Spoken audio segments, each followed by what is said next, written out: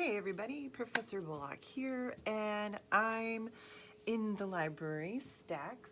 I'm actually in the fiction area, particularly in this young adult literature. So I talked a little bit about some of the books that I've been reading lately, but I also wanted to show you what's available in the library. So in week 4, we got to try out using the One Search catalog, and I hope that y'all find that easy to use. And you know, like any new tool, you kind of got to get used to it. But I thought I would make some suggestions and give you maybe some recommendations. So young adult literature, it's written for audience who are looking for something a little more fast-paced, entertaining, and it definitely tells a story that is going to be more, you know, the characters and their experiences more similar to those within the 14 to early mid-20s or super biblio geeks like me who love this stuff. I love young adult literature. It's genuinely some of the hottest stuff coming out. So I picked a couple of books that I've read and that I haven't. I have read this book. So this is The Fault in Our Stars, written by John Green. I actually, for our book club, the Merced College Book Club, we've read his brother Hank Green's. They've got tons of videos on YouTube. Anyway, The Fault in Our Stars, also a very famous movie, and you know, the beauty about reading these books is that they are challenging in the storyline, but the actual reading, the language that's used is, it's very easy to get lost in and to read more fluidly. So that's one benefit to reading young adult literature. My next suggestion is If I Stay. If I Stay is by Gail Foreman. I have read this, and if you don't cry at the end of this, then you just didn't finish it then. But again, one of those really engrossing, engaging stories about a life. She's caught between life and death, so she has to choose what she's going to do. So If I Stay, so Gail Foreman.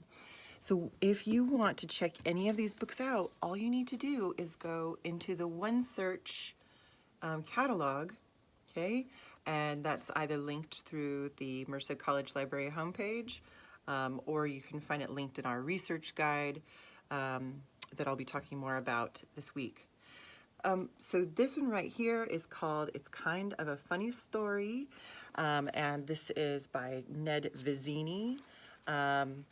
This is highly rated, a New York Times bestseller about an ambitious New York City school teenager and his climbing to the top.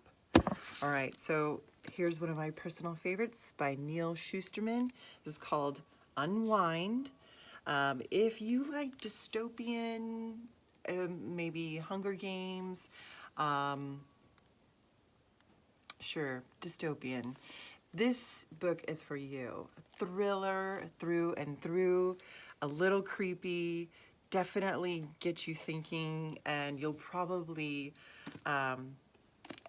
get a friend to read it right after you're done, because it is, you'll want to talk to somebody about it. You can always talk to me about it. I love this book.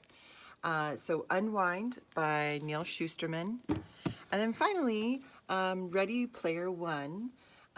This is also, well, this isn't quite, this is more science fiction than dystopian to me, although it does take place in the future, and there's been kind of a social breakdown.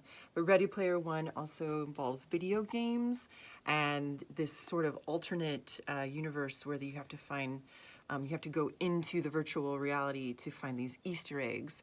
And there's lots of really awesome video game and historical trivia all throughout, and it's super engaging. There's also a very popular movie out, Ready Player One.